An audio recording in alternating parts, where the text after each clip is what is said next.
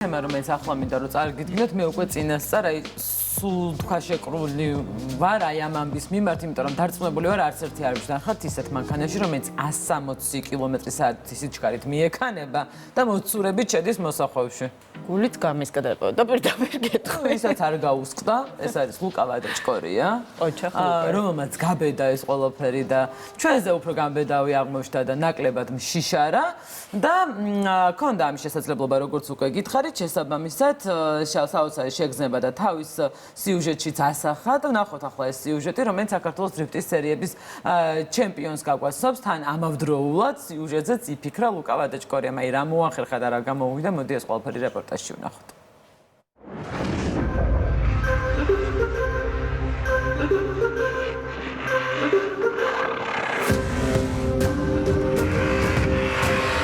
დრიფტი არის როგორც ავტოსპორტი, ასევე შოუ, რასაც სხვა საავტომობილო სპორტთან შედარებით უფრო სანახაობრივია, უფრო სახალისოა და დრიფტში როგორც მაყურებელი ერთობა შენი სანახაობით, ისევე შინიდან ერთობი. ასაკი იმდენად ბავშვობიდანვე ჩემი სიყვარული იმდენად ის იყო ავტომობილის და მანქანის მიმართ, რომ თავიდანვე შეგუებულები იყვნენ, რომ სხვაგან ვერ წავიდოდი და ჩავერთვებოდი ადრე თუ გვიან ავტოსპორტში.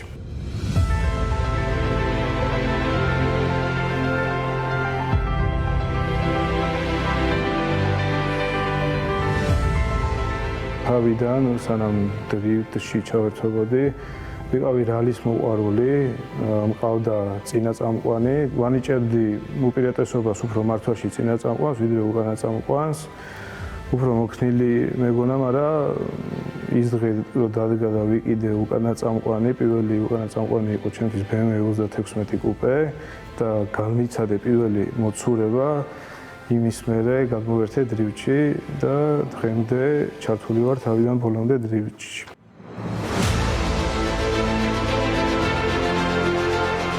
საქართველოს დრიფტის სერიების ჩემპიონი სულ ცოტა ხნის წინ გახდა. რაშიც უამრავი დრო, შრომა, ენერგია და რაც მთავარია საბურავები ჩადო. წლების მანძილზე ის სწავლობდა როგორ მოეთვინიერებინა ტრეკი, როგორ დაეჭირა მაქსიმალური კუთხე მოცურებისას, შეეგრძნო მანქანის შესაძლებლობები.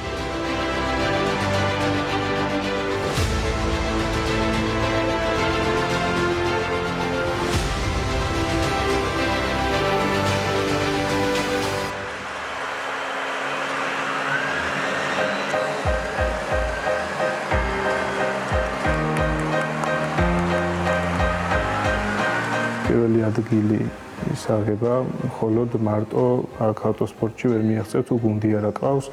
ეს არის გუნდის დაუღალავი შრომისგან მიღწეული, იმიტომ რომ რაც გინდა გამზადებული მანქანა ყავდეს, ყოველთვის მოყვება რაღაცა გაუთვალისწინებელი, რკინა არის, რკინასთან გვაქვს საქმე და ვერასდროს ვერ დაგეკბავ და ვერასდროს ვერ გათვლი. რა შეიძლება წინასწარ გამოვიდეს ყობიდან ჩვენი გუნდი ყოველთვის ცდილობს წინასწარ სანამ შეჯიბრი დაიწყება იქამდე ყველაფერი გადაამზადოს ყველაფერი მოიხსნას თავთვალით დათვალიერდეს თუ რამე არის რაღაცა მცირე თუ რამე დეფექტი აქვს ყველაფერი იცვლება და ყენდება ეს მიმდინარეობს შეჯიბრიდან დაახლოებით 1 თვით ადრე. ენით აღწერილია ემოციები, როცა პირველ ადგილზე დგები, ეს არის წამოსული იქიდან, რომ ამას მოყვება აღნიშნე. ძალიან დიდი შრომა, ძალიან ბევრი გამისთენებები და ძალისხმევა ამ ყველაფერს გაუძლო და მიხვიდე პედესტალამდე. და როცა უკვე პირველ ადგილზე დგები, ეს ყველაფერი წინ გეშლება, წინ გეშლება თუ რა შრომა გაქვს გამოვლელი და უბედნიერესი ხარ მაგ დროს.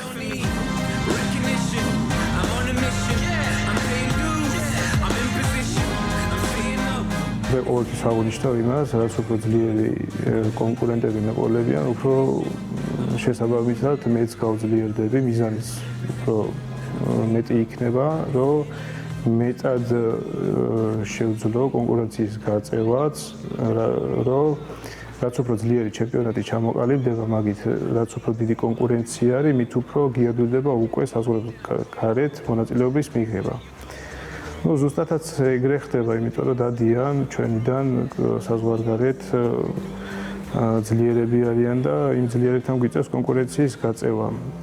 თუ უშუალოდ რა ხდება ამ შეჯიბრის დროს, აქ ავტოსპორტში ზუსტად ის არის და ძალიან მეგობრული ურთიერთობა არის, კონკურენცია მხოლოდ სტარტის ხაზიდან იწყება ფინიშამდე, ხოლო დანარჩენი ის თუ გავახსენე, რომ რკინასთან გვაქვს შეხება და ნებისმიერ დროს გაგვიფუშტეს გაუთვალისწინებელი რაღაცა, ყველა გვეხმარება, ყველას ვეხმარებით და ძალიან გუნდურად ხდება რა, ერთ სიტყვით კონკურენცია ისევ და ისევ გავიმეორებ, მხოლოდ და მხოლოდ იწყება სტარტის ხაზიდან და მთავრდება ფინიშთან.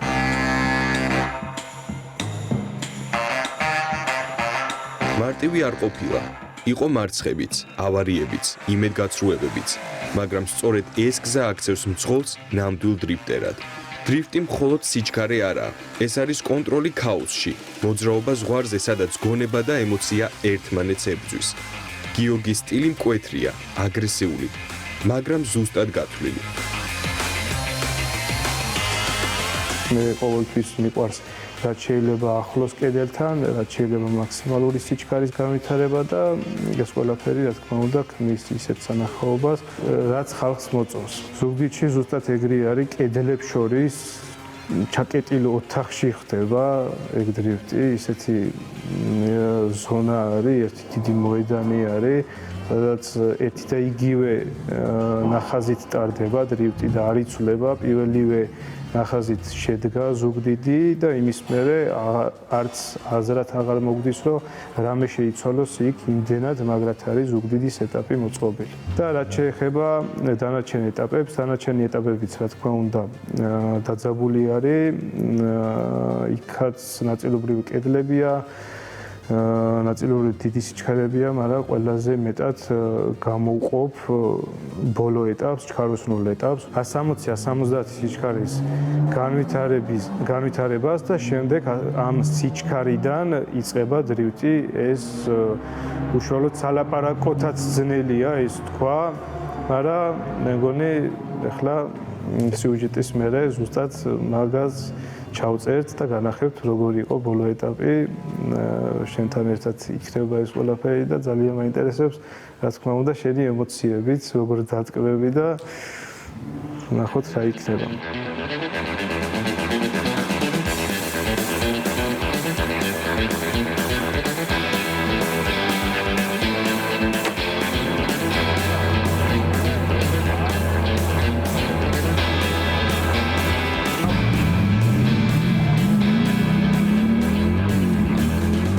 საბედნიეროდ მეც მომეცა შანსი შემიგზნო ადრენალინის ის სხვა რაოდენობა, რომელიც 160 კმ/სთ-ის სიჩქარით მანქანის მოწყვეტისას მოდის.